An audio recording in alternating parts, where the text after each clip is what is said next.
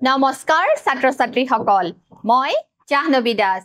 আজি তোমালোকৰ বিজ্ঞান বিষয়ৰ ষষ্ঠ অধ্যায় জীৱন প্ৰক্ৰিয়াৰ বিষয়ে আলোচনা কৰিম আজি আমি শিকিম মানুহৰ পৰিপুষ্টি আজি আমি কি শিকিম মানুহৰ পৰিপুষ্টি আমি আগৰ ক্লাছসমূহত পৰিপুষ্টিৰ ধৰণসমূহ পঢ়িছিলো স্বপোষীয় পৰিপুষ্টি আৰু পৰপোষিত পৰিপুষ্টি আজি আমি শিকিম মানুহৰ পৰিপুষ্টি আমাৰ পাচন নলীডাল মুখৰ পৰা পায়ুলৈকে অৱস্থিত বা বিস্তৃত আৰু আমাৰ পাচন নলী বা খাদ্য নলীৰ বিভিন্ন অংশই বিভিন্ন কাৰ্য সমাধা কৰে মন কৰা ছাত্ৰ ছাত্ৰীসকল আমাৰ খাদ্য নলী বা পাচন নলী মুখৰ পৰা পায়ুলৈকে বিস্তৃত আৰু পাচন নলীৰ বিভিন্ন অংশই বিভিন্ন কাৰ্য সমাধা কৰে সোৱা আমি প্ৰথমে আহাৰ কি কৰো গ্ৰহণ কৰো আমি প্ৰথমে আহাৰ খাও যি আমি বহিঃ পৰিবেশৰ পৰা লাভ কৰো আমি প্ৰথমে আহাৰ গ্ৰহণ কৰো তাৰ পিছত কি হয় হজম হয় আৰু ইয়াৰ বাবে কিহৰ প্ৰয়োজন কিছুমান জৈৱ অনুঘটকৰ প্ৰয়োজন আমি প্ৰথমে আহাৰ খাও আৰু আহাৰখিনি আমি দাঁতেৰে চুবাই কি কৰি লও গুৰি কৰি লও গতিকে আমাৰ প্ৰথম পাচন প্ৰক্ৰিয়া বা হজম প্ৰক্ৰিয়া আমাৰ কোত আৰম্ভ হয় আমাৰ মুখ গহ্বৰতে আৰম্ভ হয় যি আহাৰ আমি খাও সেই আহাৰ আমি দাঁতেৰে চুবাই ভাঙি গুৰি কৰি লও আৰু সেই আহাৰৰ লগত কি মিহলাই লোৱা হয় জানানে লালতি আৰু আমাৰ লালতি গ্ৰন্থিয়ে বিভিন্ন উৎসেচক নিঃসৰণ কৰে আৰু এই উৎসেচকসমূহৰ কাম কি জানানে এই উৎসেচকসমূহে খাদ্য হজম কৰাত সহায় কৰে সোৱা আমি আহাৰ গ্ৰহণ কৰিম তাৰ পিছত কি হ'ব হজম হ'ব তাৰ পিছত সেই আহাৰৰ কি হ'ব শোষণ হ'ব আৰু শোষণ হোৱাৰ পিছত আহাৰৰ কি হ'ব জানানে এছিমিলেশন বা আত্মসাৎ হ'ব আৰু শেষৰ পৰ্যায়ত কি হ'ব নিষ্কাশন হ'ব গতিকে ছাত্ৰ ছাত্ৰীসকল এয়া হৈছে পাচন প্ৰক্ৰিয়া আমি প্ৰথম আহাৰ গ্ৰহণ কৰিম তাৰ পিছত কি হ'ব জৈৱ অনুঘটকৰ উপস্থিতিত আমি খোৱা আহাৰৰ হজম হ'বলৈ ধৰিব তাৰ পিছত আমি খোৱা আহাৰৰ হজম হোৱা আহাৰ কি হ'ব শোষণ হ'ব তাৰ পিছত আত্মসাৎ হ'ব আত্মসাৎ হোৱাৰ পিছত কি হ'ব নিষ্কাশন হ'ব যিখিনি আমাৰ অপাচিত খাদ্য হেখিনি কি হ'ব অলাগতিয়াল পদাৰ্থ বৰ্জিত পদাৰ্থ হেখিনি দেহৰ বাহিৰলৈ ওলাই যাব গতিকে এয়া হৈছে মানুহৰ পাচন প্ৰক্ৰিয়া এতিয়া সোৱা তোমালোকৰ আগত এয়া পাচন নলীৰ চিত্ৰ দাঙি ধৰা হৈছে ঠিক আছে নে আমাৰ মুখ গহ্বৰৰ পৰা কি আৰম্ভ হয় পাচন প্ৰক্ৰিয়া আৰম্ভ হয় আৰু পাচন নলীডাল মুখৰ পৰা পায়ুলৈকে বিস্তৃত এতিয়া সোৱা মুখ গহ্বৰ কি দেখাইছো ইয়াত তোমালোকক মুখ গহ্বৰ তাৰ পিছত কি আছে গ্ৰাহ নলী আৰু কি আছে পাকস্থলী তাৰ পিছত সোৱা ক্ষুদ্ৰান্ত তাৰ পিছত সোৱা বৃহদান্ত গতিকে আমাৰ পাচন অংগসমূহত কি আছে মুখ গহ্বৰ পাকস্থলী ক্ষুদ্ৰান্ত বৃহদান্ত মুখ গহ্বৰ পাকস্থলী ক্ষুদ্ৰান্ত বৃহদান্ত এতিয়া সোৱা মানুহৰ পৰিপুষ্টি মানুহৰ পাচন তন্ত্ৰত খাদ্য নলী আৰু সংশ্লিষ্ট গ্ৰন্থিসমূহ অন্তৰ্ভুক্ত কি থাকে মানুহৰ পাচন তন্ত্ৰত খাদ্য নলী আৰু সংশ্লিষ্ট গ্ৰন্থিসমূহ সন্নিবিষ্ট হৈ থাকে এতিয়া সোৱা মুখত হজম হোৱা আমাৰ খাদ্যৰ পাচন প্ৰক্ৰিয়া হজম প্ৰক্ৰিয়া প্ৰথম কোত আৰম্ভ হয় আমাৰ মুখ গহ্বৰতে আৰম্ভ হয় আমি খোৱা আহাৰ প্ৰথমে দাঁতেৰে কি কৰি লোৱা হয় ভাঙি গুৰি কৰি লোৱা হয় তাৰ পিছত সেই আহাৰৰ লগত কি মিহলোৱা হয় লালতিৰ ৰস মিহলোৱা হয় আৰু লালতিৰ ৰসে আহাৰ হজম হোৱাত সহায় কৰে লালতি গ্ৰন্থি আৰু তাৰ পিছত কি আহিব জিভা সোৱা আমাৰ মুখত হজম হোৱা প্ৰক্ৰিয়াৰ লগত কি জড়িত হৈ থাকে দাঁত লালতি আৰু জিভা দাঁত লালতি আৰু জিভা এয়া চোৱা দাঁত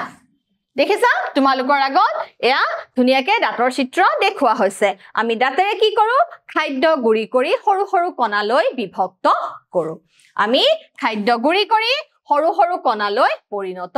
কৰো আমি খোৱা আহাৰবোৰ কাৰ্বন অণুবোৰ জটিল অণু আমি তাক কি কৰিব লাগিব সৰল অণুলৈ পৰিৱৰ্তন কৰিব লাগিব আৰু কিহৰ উপস্থিতিত সংঘটিত হ'ব কিছুমান জৈৱ অনুঘটকৰ উপস্থিতিতহে সংঘটিত হ'ব এতিয়া চোৱা লালতি গ্ৰন্থি আমাৰ মুখৰ ভিতৰত থকা লালতি গ্ৰন্থিয়ে কি নিঃসৰণ কৰে লালতি নিঃসৰণ কৰে কি নিঃসৰণ কৰে লালতি নিঃসৰণ কৰে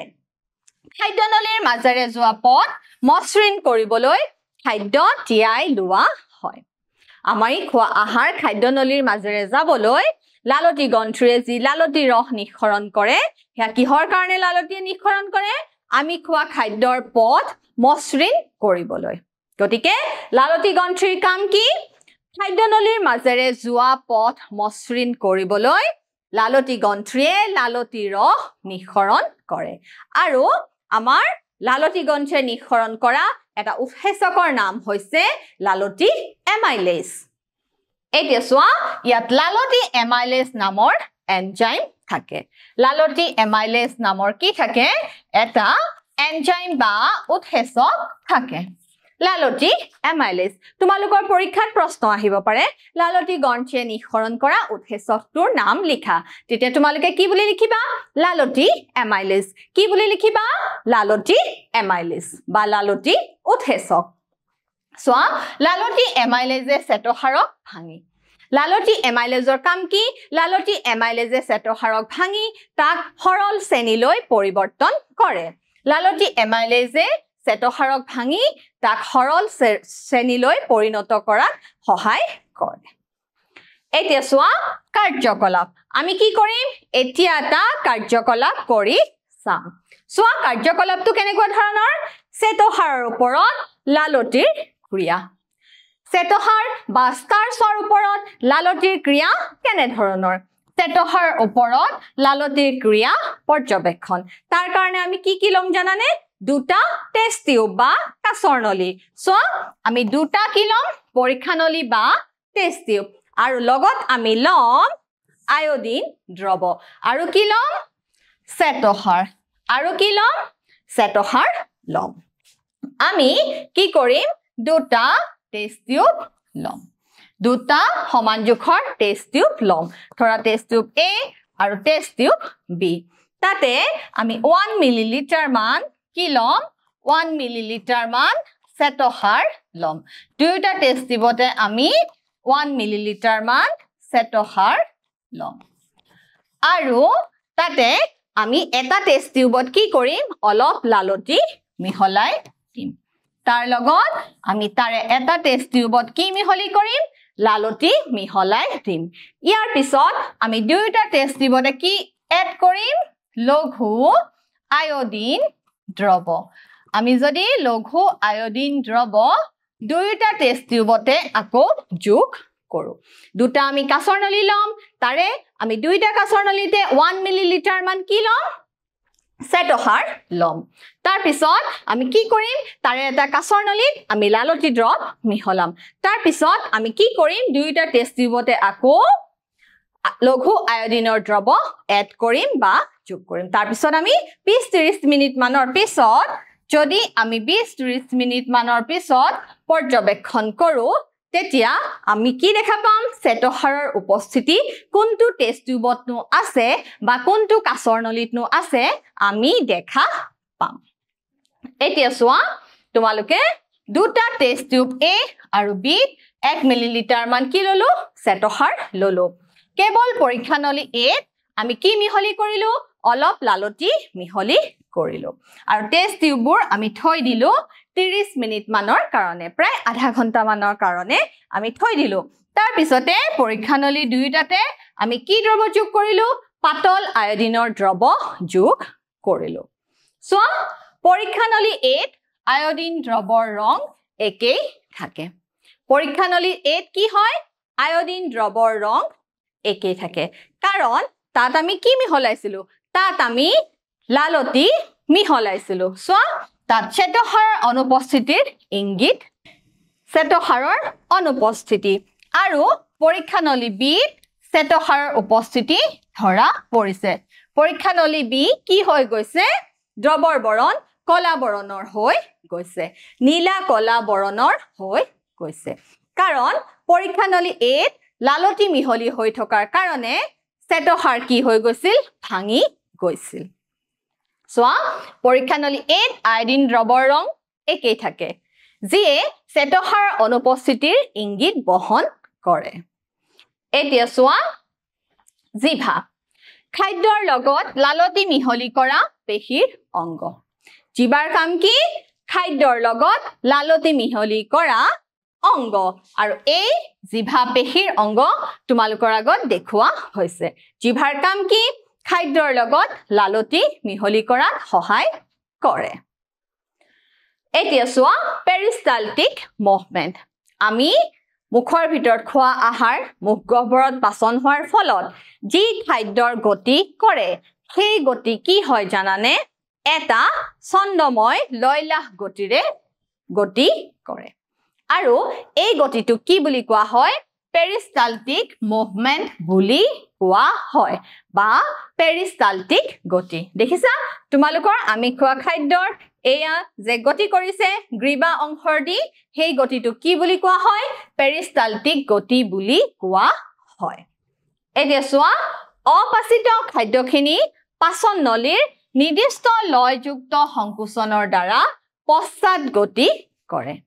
যিখিনি খাদ্য হজম নহয় সেই অপাচিত খাদ্যখিনি এটা লয়লাস গতিৰে গতি কৰিবলৈ আৰম্ভ কৰে আৰু এই গতিটোকে কি বুলি কোৱা হয় পেৰিষ্টালটিক নামৰ বিশেষ গতি বুলি কোৱা হয়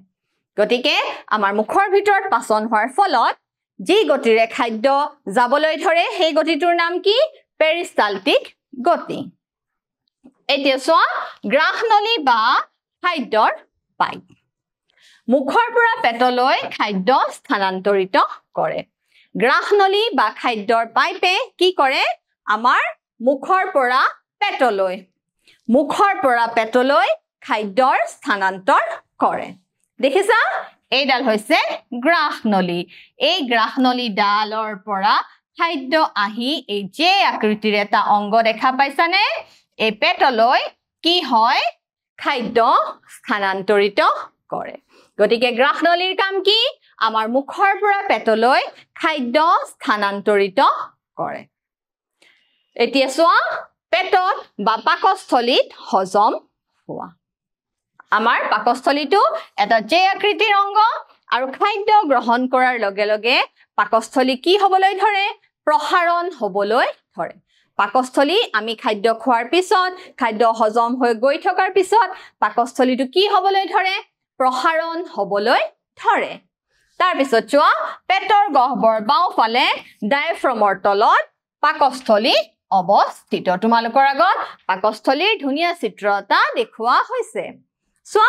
পেশীৰ বেৰবোৰে পাচন তন্ত্ৰৰ লগত ৰসৰ লগত খাদ্য মিহলি কৰাত সহায় কৰে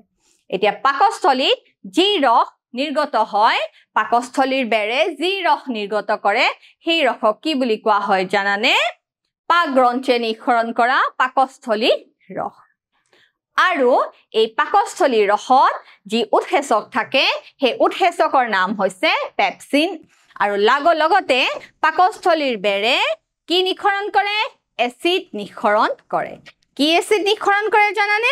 হাইড্ৰক্লৰিক এচিড নিঃসৰণ কৰে আৰু হেহে গুটে খাদ্যৰ পাচন প্ৰক্ৰিয়াটো কি হৈ পৰে আমলিক হৈ পৰে আৰু পেপচিনৰ ক্ৰিয়াৰ ফলত খাদ্যৰ হজম প্ৰক্ৰিয়া আমলিক হৈ পৰে সোৱা গ্যাস্ট্ৰিক গ্ৰন্থি পেটৰ বেৰত অৱস্থিত আৰু কি নিঃসৰণ কৰে হাইড্ৰক্লৰিক এচিড নিঃসৰণ কৰে আৰু এই এচিডে খাদ্য হজম হোৱাত সহায় কৰে খাদ্যত থকা ক্ষতিকাৰক ব্যাক্টেৰিয়াকো ই কি কৰে হত্যা কৰে মানে নাইকিয়া কৰে পেপচিনৰ কামৰ বাবে এচিডিক পৰিবেশ এটা সৃষ্টি হয় পাকস্থলীৰ বেৰে যি ৰস নিঃসৰণ কৰে কি ৰস নিঃসৰণ কৰে পাকস্থলীৰ ৰস তাত কি উৎসেচক থাকে প্ৰটিন বিশ্লেষী উৎসেচক পেপচিন থাকে গতিকে পেপচিন হৈছে প্ৰটিন বিশ্লেষী উৎসেচক পেপচিন প্ৰটিন বিশ্লেষী উৎসেচক পেপচিনে কি কৰে আমাৰ গুটে খাদ্যৰ হজম প্ৰক্ৰিয়াটো এসিডিক বা আম্লিক কৰি তোলে দেখিছা পেপচিন প্ৰটিন হজম কৰা এনজাইম পেপচিন হৈছে প্ৰটিন হজম কৰা এনজাইম বা উৎসেচক এই কাৰ্যৰ ক্ষেত্ৰত যদি এসিডিক বা আম্লিকতা বৃদ্ধি পায় তেনেহলে আমি কি হোৱা বুলি কওঁ এসিডিটি হোৱা বুলি কওঁ আকৌ এসিডিটি হোৱাৰ পিছত আমি কি কৰিব লাগিব তাত আমি মৃদু ক্ষাৰক গ্ৰহণ কৰিব লাগিব সো শ্লেষ্মা পেটৰ ভিতৰ আৱৰণক এসিডৰ পৰা ৰক্ষা কৰে শ্লেষ্মাই আমাৰ পেটৰ আৱৰণৰ ভিতৰত যি এসিডিক পৰিবেশৰ সৃষ্টি হয় সেই পৰিবেশক কি কৰে বাধা প্ৰদান কৰে এতিয়া সোৱা স্ফিংক্টাৰ পেশী পেটৰ পৰা অন্তৰলৈ খাদ্যৰ প্ৰস্থান কম পৰিমাণে নিয়ন্ত্ৰণ কৰে কি পেশী নিয়ন্ত্ৰণ কৰে স্ফিংক্টাৰ পেশীয়ে নিয়ন্ত্ৰণ কৰে মানে আন্তিক ৰসত কি কৰে স্ফিংক্টাৰ পেশীয়ে নিয়ন্ত্ৰণ কৰে সো এসিডিটি হলে আমাৰ কি হয়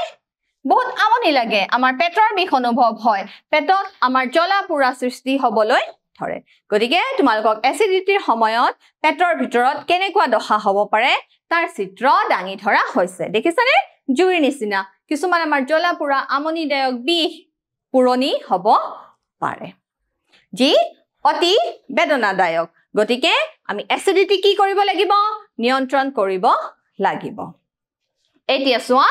ক্ষুদ্ৰান্তত হজম প্ৰক্ৰিয়া আৰু ক্ষুদ্ৰান্তত আমাৰ খাদ্যৰ কি উপাদান হজম হয় কাৰ্বহাইড্ৰেট প্ৰটিন আৰু চৰ্বি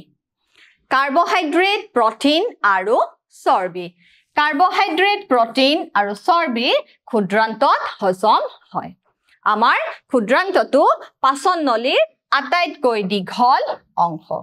ক্ষুদ্ৰান্তটো পাচন নলীৰ আটাইতকৈ দীঘল অংশ আৰু ই কি হৈ থাকে পাক খাই থাকে দেখিছানে চিত্ৰত তোমালোকৰ দেখুৱা হৈছে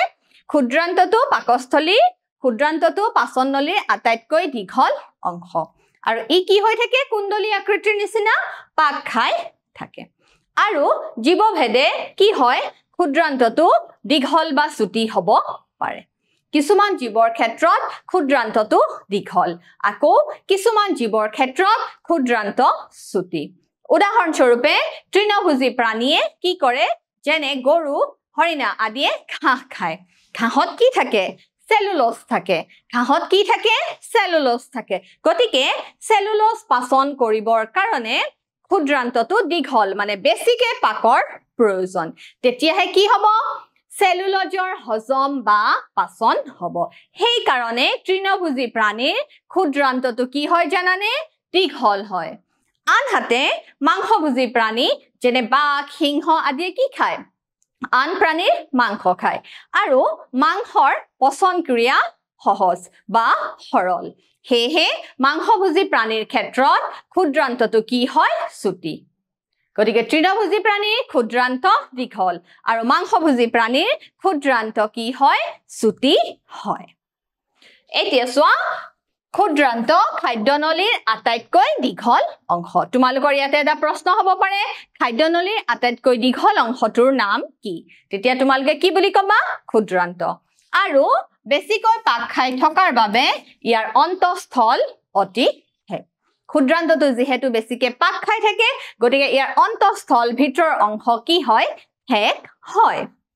ক্ষুদ্ৰান্তৰ দৈৰ্ঘ্য বিভিন্ন প্ৰাণীৰ খোৱা খাদ্যৰ ওপৰত নিৰ্ভৰ কৰি কি হয় ভিন্ন হয় উদাহৰণ স্বৰূপে তৃণভোজী প্ৰাণীৰ ক্ষুদ্ৰান্ত দীঘল আৰু মাংসভোজী প্ৰাণীৰ ক্ষুদ্ৰান্ত কি হয় চুটি হয় কাৰণ দুয়োৰে জীৱৰ ক্ষেত্ৰত খাদ্যৰ ধৰণ প্ৰক্ৰিয়া বেলেগ বেলেগ সো ঘাঁহ খোৱা তৃণভোজী প্ৰাণীক সেলুলোজ হজম কৰিবলৈ দীঘলীয়া ক্ষুদ্ৰান্তৰ প্ৰয়োজন হয় আৰু মাংস সহজে হজম হোৱাৰ বাবে বাঘৰ দৰে প্ৰাণীৰ কি হয় ক্ষুদ্ৰান্তটো চুটি হয় এতিয়া সোৱা তোমালোকৰ আগত দেখুৱা হৈছে শহাপহুৰ পাচন তন্ত্ৰ শহাপহুৰ পাচন তন্ত্ৰ ভালদৰে মন কৰা তোমালোকে শহাপহুৰ পাচন তন্ত্ৰ আৰু লগতে কি দেখুৱা হৈছে মানৱ পাচন তন্ত্ৰ শহাপহুৰ পাচন তন্ত্ৰ দেখিছেন নাই শহাপহুৰ পাচন তন্ত্ৰ আৰু মানৱ পাচন তন্ত্ৰ ঠিক আছে পাকস্থলী ক্ষুদ্ৰান্ত সেকাম বৃহদান্ত ক্ষুদ্ৰান্তৰ পিছত কি আহিব বৃহদান্ত যকৃত অগ্নাশয় আৰু বায়ু গতিকে এয়া হৈছে শহাপহুৰ পাচন তন্ত্ৰ আৰু মানৱ পাচন তন্ত্ৰ সোৱা হজমৰ বাবে যকৃত আৰু অগ্নাশয়ৰ পৰা নিঃসৰণ গ্ৰহণ কৰে গতিকে যকৃত আৰু অগ্নাশয়ও কি কৰে ৰস নিঃসৰণ কৰে আৰু অগ্নাশয় নিঃসৰণ কৰা ৰসৰ নাম হৈছে অগ্নাশয় ৰস কি ৰস নিঃসৰণ কৰে অগ্নাশয় ৰস এতিয়া সোৱা যকৃতৰ ভূমিকা তোমালোকৰ আগত এখন ধুনীয়া চিত্ৰ দাঙি ধৰা হৈছে দেখিছা যকৃত লিভাৰ সোৱা আমাৰ দেহৰ আটাইতকৈ ডাঙৰ গ্ৰন্থি এতিয়া সোৱা পিত্তৰ ৰস অগ্নাশয় ৰসৰ ক্ৰিয়াৰ বাবে খাদ্য কি কৰি তোলে ক্ষাৰকীয় কৰি তোলে পিত্তৰসে খাদ্য কি কৰি তোলে ক্ষাৰকীয় মাধ্যম কৰি তোলে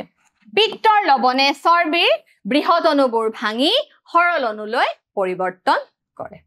গতিকে চৰ্বি অণুৰ ইমালচিফিকেশন মানে জটিল অণুৰ পৰা সৰল অণুলৈ নিবলৈ কি ৰস ব্যৱহাৰ কৰিব লাগিব কি ৰস ব্যৱহাৰ কৰা হয় পিত্ত ৰসৰ উপস্থিতিতহে কি হয় চৰ্বিৰ বৃহৎ অণু সৰল অণুলৈ ভাঙি যায় আৰু উৎসেচকৰ ক্ৰিয়াৰ কাৰ্যক্ষমতা বৃদ্ধি কৰে সোৱা অগ্নাশয়ৰ ভূমিকা তোমালোকৰ আগত অগ্নাশয়ৰ চিত্ৰ দাঙি ধৰা হৈছে অগ্নাশয় বা পেনক্ৰিয়াছ বুলিও কোৱা হয় অগ্নাশয় বা পেনক্ৰিয়াছ সোৱা তোমালোকৰ আগত ধুনীয়াকে চিত্ৰ দাঙি ধৰা হৈছে অগ্নাশয় বা পেনক্ৰিয়াছ এতিয়া সোৱা অগ্নাশয় ৰসৰ কাম ই প্ৰটিন হজম কৰে আৰু উৎসেচক কি থাকে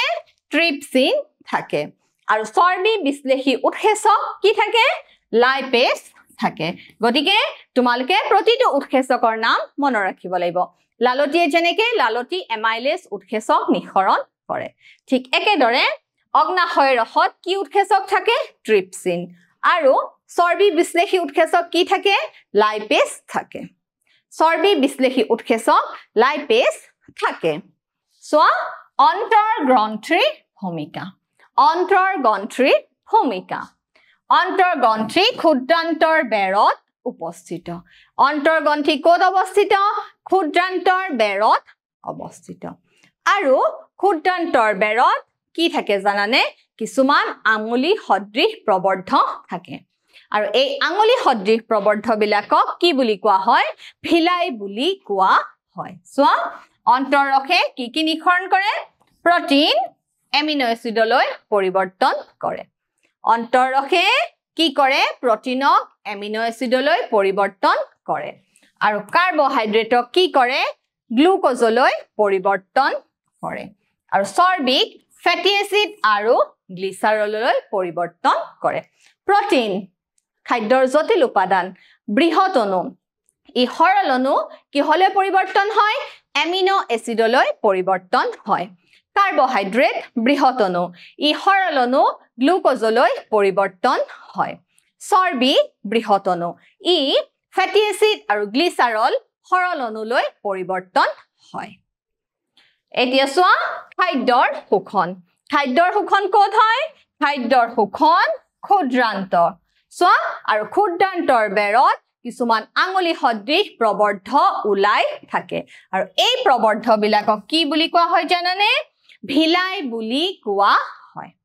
ক্ষুদ্ৰান্তৰ বেৰত যি আঙুলি সদৃশ প্ৰবৰ্ধ থাকে সেইবোৰক কি বুলি কোৱা হয় ভিলাই বুলি কোৱা হয় এতিয়া সোৱা হজম হোৱা খাদ্য অন্তৰ বেৰেৰে শোষণ কৰে আৰু ভিলাইৰ কাম কি সোৱা ক্ষুদ্ৰান্তৰ ভিতৰ আৱৰণত অসংখ্য আঙুলিৰ ধৰে প্ৰবৰ্ধ উপস্থিত থাকে আৰু ইহঁত শোষণৰ বাবে বৃদ্ধি হৈ থাকে গতিকে ভিলাৰ উপস্থিতিত ক্ষুদ্ৰান্তৰ বেৰত কি হয় খাদ্যৰ শোষণ আৰম্ভ হয় আৰু শোষণৰ বাবে ইহঁত কি হৈ থাকে বৃদ্ধি হৈ থাকে এতিয়া সোৱা ৰক্তবাহী নলীৰে ই সমৃদ্ধ হৈ থাকে ভিলাই ৰক্তবাহী নলীৰ জালিকাত সমৃদ্ধ হৈ থাকে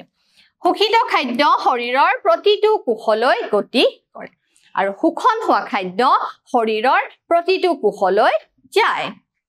শক্তি লাভ কৰিবলৈ নতুন কলা গঠন কৰিবলৈ আৰু পুৰণি কলা মেৰামতি কৰিবলৈ কি কৰা হয় এই শক্তি ব্যৱহাৰ কৰা হয় দেখিছা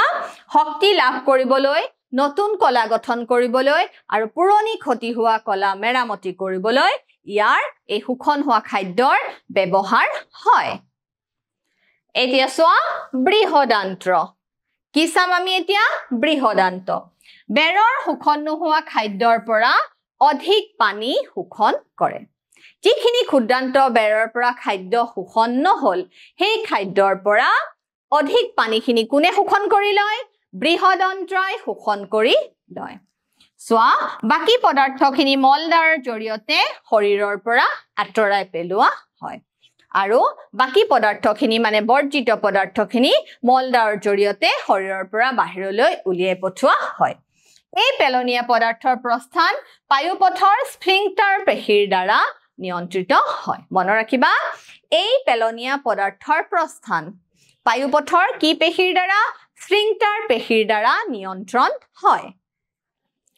এতিয়া আমি চাও আহা দন্তক্ষয় দন্তক্ষয় কি হয় আমাৰ এনামেল আৰু ডেন্টাইন কোমল হোৱাৰ কাৰণ হয় আমি খোৱা খাদ্যসমূহত কি থাকে চেনি থাকে যেতিয়া আমি দাঁতেৰে খাদ্য ভাঙি চুবাই গুৰি কৰো তেতিয়া এই খাদ্যৰ চেনিসমূহক কিহে আক্ৰমণ কৰিব পাৰে বেক্টেৰিয়াই আক্ৰমণ কৰিব পাৰে আৰু বেক্টেৰিয়াৰ আক্ৰমণৰ ফলত কি হ'ব পাৰে আমাৰ দন্ত ক্ষয় হ'ব পাৰে ফলত দাঁতৰ এনামেল দুৰ্বল হ'বলৈ ধৰে মানে আমাৰ মুখৰ ভিতৰ মাধ্যম আমলিক হ'বলৈ ধৰে গতিকে আমি এই দন্তক্ষয় কি কৰিব লাগিব ৰোধ কৰিব লাগিব চেনিৰ ওপৰত বেক্টেৰিয়াৰ বিক্ৰিয়াৰ ফলত কি গঠন হয় এসিড গঠন হয় তাৰ মানে আমলিক মাধ্যম হ'বলৈ ধৰে এনামেল কোমল আৰু ডিমিনাৰেলাইজড হৈ যায় গতিকে আমি বেক্টেৰিয়া কোষবোৰে খাদ্য কণিকাৰ লগত মিলি দন্তৰ যেহেতু ফলক গঠন কৰে ফলত আমাৰ দাঁতত কি সৃষ্টি হয় প্লেগে দাঁত ঢাকি ৰাখে আৰু এসিড নিষ্ক্ৰিয় কৰিবলৈ লালতি দাঁতৰ পৃষ্ঠত উপনীত হ'ব নোৱাৰে ফলস্বৰূপে আমি কি কৰিব লাগিব দাঁত সাফা কৰি ৰাখিব লাগিব খাদ্য খোৱাৰ পিছত ব্ৰাছ কৰিলে বেক্টেৰিয়াই এসিড উৎপন্ন কৰাৰ আগতে প্লেগসমূহ কি কৰে আঁতৰাই পেলাব পাৰে আৰু আমি যদি চিকিৎসা নকৰো তেনেহলে বেক্টেৰিয়াই কি কৰিব আক্ৰমণ কৰিব পাৰে আৰু দাঁতৰ সংক্ৰমণ আৰম্ভ হ'বলৈ ধৰে গতিকে এই আমলিক মাধ্যম আমি নাইকিয়া কৰি ৰাখিব লাগিব যাতে আমাৰ দাঁতৰ এনামেল কি নহয় ধ্বংস নহয় এতিয়া তোমালোকে মোক এটা কি দিব লাগিব পৰীক্ষা দিব লাগিব মোৰ প্ৰথম প্ৰশ্ন পেপচিনে হজম কৰে পেপচিন কি বিশ্লেষী উৎসেচক পেপচিন প্ৰটিন বিশ্লেষী উৎসেচক পেপচিন প্ৰটিন বিশ্লেষী উৎসেচক মোৰ দ্বিতীয় প্ৰশ্ন লালতিত উপস্থিত উৎসেচকটোৰ নাম কি লালতিত উপস্থিত উৎসেচকটোৰ নাম লালতি এমাইলেজ লালতিত থকা উৎসেচকটোৰ নাম কি লালতি এমাইলেজ হৈছে লালতিত থকা উৎসেচক মোৰ তৃতীয় প্ৰশ্ন চোৱা তৃণভোজী প্ৰাণীৰ বাবে এটা চুটি ক্ষুদ্ৰান্তৰ প্ৰয়োজন হয় ই শুদ্ধ নে অশুদ্ধ ই হৈছে অশুদ্ধ তৃণভোজী প্ৰাণীৰ ক্ষুদ্ৰান্তটো দীঘল হয় কাৰণ তৃণভোজী প্ৰাণীয়ে খাদ্য হিচাপে কি গ্ৰহণ কৰে ঘাঁহ গ্ৰহণ কৰে আৰু ঘাঁহত কি থাকে সেলুলোজ থাকে আৰু সেলুলোজ পাচন কৰিবৰ কাৰণে ইহঁতক বেছিকৈ পাক খাই থকা এটা ক্ষুদ্ৰান্তৰ প্ৰয়োজন হয় যাৰ কাৰণে তৃণভোজী প্ৰাণীৰ ক্ষুদ্ৰান্ত দীঘল গতিকে ছাত্ৰ ছাত্ৰীসকল আজি আমি শিকিলো মানুহৰ পৰিপুষ্টিৰ বিষয়ে আৰু মানুহৰ পাচন নলীৰ বিষয়ে আশা কৰো তোমালোকে বুজিবলৈ সক্ষম হৈছা আজিলৈ আহো ধন্যবাদ